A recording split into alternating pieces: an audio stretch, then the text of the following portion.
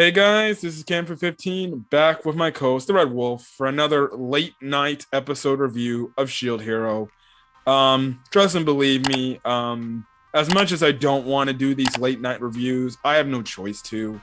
When you got work that works you till 6 o'clock and it's kind of a drive to get back home. And when you have a friend who takes too long to get ready as well. At least you pointed that out. I was going to say that, but okay. I mean, I'm just being honest. Okay. I feel bad. I felt bad. I felt Yeah. bad. Yeah, just to let you know, I drive to work and it's not far. I live in California. I basically drive from what we call the Inland Empire to pretty much dang near Los Angeles for work. So it's kind of a hassle to drive, especially when you get back home. Traffic in California, if you live in California, trust and believe, it's not fun traffic. So yeah. Again, these late night reviews, again, it's not going to cut into the summertime because, well, that's when Shield Hero will end by then.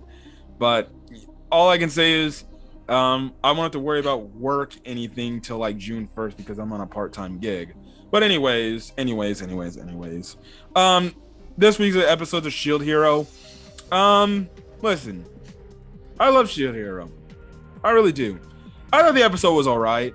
Nothing really special truly happened. Nothing really groundbreaking. I thought it was kind of a meh kind of episode in my opinion. Now, before the haters start freaking critiquing my ass and say, Cam Free 15, why are you freaking not liking this episode? But in episodes 1 through 3, you're telling people to shut up. You can't critique freaking Shield Hero like that.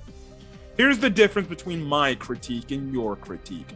We're already like 3-4 episodes in, people calling Shield Hero Season 2 trash. Am I correct? The difference is, one episode I'm analyzing and saying, I just didn't enjoy this episode as much as the next guy. While you got people overly saying 3 episodes into this season, Shield Hero Season 2 is garbage. It's trash. Terrible. Shield Heroes dropped off the face of the planet. See, I would respect your opinion if the full season of Season 2 was out. But it's not. We're only 3 episodes in, so we don't know what's going to happen. That's what I tell people on Discord. Watch it all before you judge. So, I'm cool if you want to critique episode by episode basis. Say, I didn't like this. But if you're just going to openly say, oh, entire Season 2 of Shield Hero's trash. Just from 3 episodes, 4 episodes alone, fine. The only things this episode, personally, I did not like was just, I thought it was too boring of an episode. I thought some things, I thought the start of the episode was kind of weird. I didn't like how they started off the episode with just the Rishia backstory, although it is very tragic, very sad. I don't like how they started off, and I'll explain in a few minutes. But the only thing I took away from this episode was the Rishia backstory, the fact that the former Cardinal heroes, before Nafumi and company came to this world, actually interacted and potentially fought with the Spirit Tortoise. And then obviously the heroes from the other side of the world we saw at the end of Season 1 made their return, which, even in their facade, I saw the Scythe was like, why do I have a feeling that it's the Scythe dude again? And lo and behold, it was. But other than that, it was kind of just okay. Can't wait to see what happens next week then. So yeah. Your thoughts on this episode, I guess? I sort of fell asleep. I mean, I didn't fall asleep, but I was like, okay, so that's okay. Yeah, it was kind of those episodes where it's like, it's there. Yeah, pretty much. I mean, there's some explanations, but yeah. Yeah, nothing really happened. And I know that you say, oh, what? There's no action? It's not that. It's just, it was kind of a slow-paced episode. Nothing truly revolutionary truly happened other than here. And then it's just like, you're just kind of like, okay, yeah, I understand. All right. Okay, just will. End of the episode? Okay. Next week looks to be hype. Pretty much like that. So let's start off the episode. Um, like I said earlier, I did not like how the episode started off. It started off pretty abruptly. And I was like, wait, what the hell's going on here? I'm like, did I skip an episode or something? Or did I do something wrong? Or am I watching nothing else? Another anime?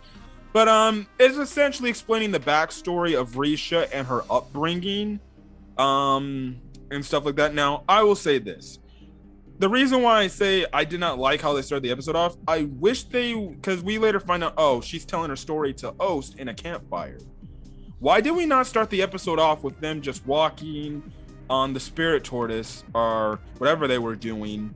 And they set up a campfire and everything. And then that's when Ost maybe asked, like, hey, you say you have a lot of respect or feelings for Itsuki, the bow hero. You care to explain, like, why? And then you could have had it where Risha explains her backstory, and then you go on from there and you have the flashbacks and everything. I don't know if that's just me. Was that an issue with you too? That's not really an issue for me. Well, not really. I mean, I get what you mean, but I don't really find that to be a really big deal. It was just something that irritated me a bit, but again, maybe I'm just nitpicking. That's just me. Care to explain to the viewers what is Risha's backstory? Yeah, apparently she was born in like in a family of nobles, and her there was like she was like living happily and all that stuff until like a twisted noble took Rishia away from her family due to the fact that her family couldn't pay off the debts that they were illegal, that the twisted noble were making them illegally pay. Yeah. And then one thing led to another. The bow hero came to her rescue that day. Yep, and that's how she fell in love with him, pretty much. And this entire time, because he did something for her, the reason why she ended up wanting to join his party is so she could do something for him, as I guess he is a way of saying thank you for saving me. Now, I'm actually shocked they didn't have the noble do something like dirty or perverted. Typically that's what they do, but they just say, oh, he locked her up or something. He's probably thinking about doing something like that. Unless I guess the manga or the light novel, probably more likely the light novel goes into more detail than just a quick skip over for the anime. So that's maybe something. I thought that was what was going to happen, but no, it didn't. Again, it's a nice little feeler of Risha, and she's starting to be a character that's actually growing on me. I'm actually starting to like her a real lot, and stuff like that. So obviously Ost is like, oh, so that's why you're so infatuated with him and everything. So yeah, and what happens pretty much is essentially they come to the decision that the fact that they have to essentially go on the spirit tortoise, because the spirit tortoise could wake up at any time and then start rampaging again, and then they're back at square one again. And plus, they're thinking about doing it because they have to do it because essentially their forces are trying to recover and rest up as fast as they can before the next spirit tortoise attack. Since, well, we found out it's not truly dead. Now, they end up doing that whole plan, and stuff like that. So they get into the spirit tortoise and they ask Ost, like, hey, can you now sense like how to beat this thing? And obviously she's like, it's too foggy, I don't know if I can do it. Yeah, there's fog around. So Nafumi is like, yeah, let's kind of just sit here for a campfire and just wait for it for a night and stuff like that. So yeah, you have a talk or a little short discussion between Ost and Risha, just comparing how close Raftalia and Philo are, like they're sisters. So in other words, if you're still a Nafumi X to Raftalia shipper, there's another freaking hint of the fact that this man just sees her as a daughter, because literally these two are calling them like sisters. Like I said, imagine getting daughter zoned. But I hope this time we get, I hope Nafumi acknowledges, I just can't wait for that moment when he finally acknowledges Raftalia as her own woman. I, for some reason, highly doubt that will come at this point. I know, but a man can wish. A man can wish. But what do I I know? definitely wish. It's kind of like, oh, I can't. I was about to say a spoiler for One Piece. Damn it! Thank goodness I stopped myself real there for a quick second. But it's essentially the thing is this: Raptalia has the body of like an adult, but her mind still has like a kid's mind. I guess you can say. Her mind.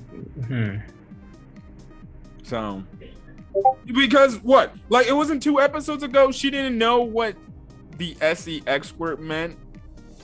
Oh yeah, true. Oh yeah, true. True. Oh yeah, you're right there. You're right. Yeah. Because she still thinks a kiss means you get pregnant. I can never get over. That was the funniest part of season 1. Oh my gosh, I might have to actually rewatch that episode again. Holy crap. So yeah, that's kind of the whole thing.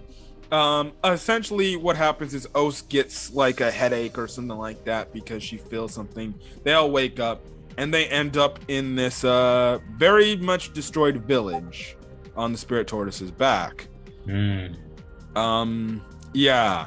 So they call all the remaining forces to come help and everything with the whole wreckage. They mention the fact how Raptalia is probably just not feeling too good because this is kind of a I would say horrible remembrance of what happened to her village. Yeah, I remember what happened to her friend too. Yeah. I was legit enraged and grieving. Yeah. I did also again like the fact that Eclair, she obviously was very disgusted with that whole incident that happened. And she definitely knows how Raptalia feels. And she, again, it's the whole thing of Eclair blaming herself for what happened. And, you know, her doing all this stuff is kind of as a way to make it up to Raptalia. Which they later bring it up in the episode when they're in that temple area. And obviously, you know, Raptalia's like, no, it's okay. You don't have to feel like that. I'm fine. Even though maybe a little bit, Raptalia is probably just kind of disturbed. You do have it to where Ost prays over like the dead bodies. I think it's Rishia that actually goes over there and prays with the bodies too, where she was praying the bodies and stuff like that. Also, I guess this one night too, he thought that frickin' Ost was hitting on him. No, he just blushed when she smiled. Well, she is a very attractive lady. So I don't blame him. Which is interesting because they make the mention, I think early in the episode, like, I think she has a question like, why did your men like me so much? Like, I'm like a familiar of the Spirit Tortoise. Shouldn't they hate me? And the reason is like, oh, well, you saved their lives and you did all those crazy things in the battle from the last episode. They like what you did. As long as you're helping us, you're fine.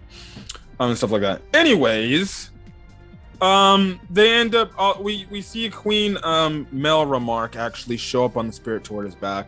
They end up finding this temple like area which looks like it's about to collapse at any minute. And what do we exactly find here in this temple? Apparently like Japanese writing. Yeah. Pretty much it's like a message from the cardinal heroes from, I guess, before Nafumi and his group were summoned there.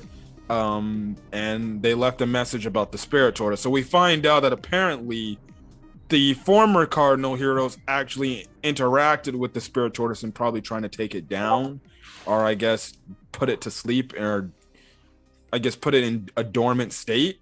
We don't know if they failed or succeeded in their mission. But as we're trying to find out more information, of course, the ceiling caves in on itself. And somehow I know it was gonna happen like that. Yeah, now Queen Melramark is like, no, we gotta keep that history and everything. But they're like, no, you gotta go. You're gonna die. But they get out of there. The whole thing's essentially smashed. And that's when Ost gets a realization. And what does she say as the new way to take out the spirit tortoise? You take this one, man. Essentially, she says we have to go into the core and kill it through the heart, like any other simple thing. So go through in its body. So there's a little crack they can enter its body in, and it comes to the fact that now Nafumi, Raftali, and Philo, they're gonna go, but then Ost ends up going. Ost is gonna go with them, but the others wanted to go with them, but they're like, no, you need to stay out here because if you're with us, the troops, I guess morale will get low because they won't have anybody to, I guess, push them on and continue on. So Eclair and the old lady are gonna stay back, but Rishia gets the courage because she wants to help, and she's like, please, can I come with you now for me? And the thing is, we actually find out that she's kind of like a historian type of person, because when they were in the temple, she was reading this thing about the spirit tortoise and everything. And obviously Nafumi makes the point, he's like, well then, you know so much about historian stuff, we probably should make you our local historian and telling us all these things and stuff like that instead of being in combat. But Nafumi is like, nah, you can stay here. She's like, no, I want to go on my own volition. So she ends up going, and she's still wearing her Philo costume. I definitely do wonder when she's going to take that off and have confidence in herself, but I guess that'll be saved for the last bit of the episode. So yeah. So how does the episode end off, my friend? It ends off with them running into certain figures that we know from season 1, which is the Scythe Hero. And the Scythe Heroes party from another world. Yes. And now for me, I always have to make the mention about Glass. Aren't you Glass? And Glass gives him this look like. So that's what our cliffhangers left off. We don't know why they're there. They're there for some reason. And yeah, I don't know if this is going to turn into a fight. I swear, I hope it doesn't. I hope that's just like, as long as you don't get in our way, we'll leave you alone. And stuff like that. Now, it seemed like they didn't want nothing to do with them at this point in time, because they were trying to dodge them because they were disguised.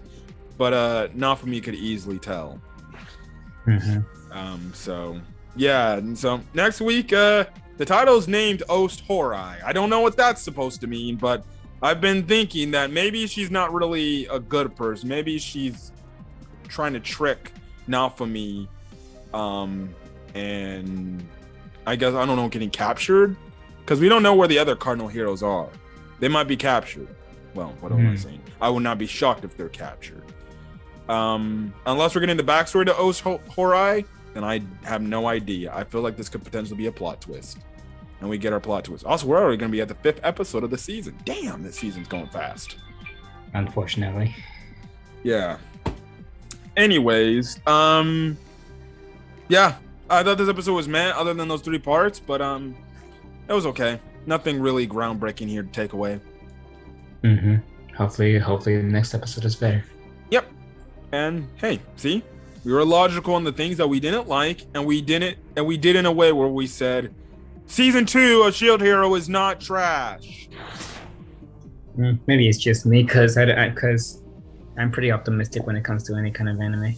Oh, I'm optimistic too. I barely criticize any of the animes I watch. I'm kind of not that negative Nancy person. I'm kind of just take what I get and I just be like, okay, what are the positives though out of this?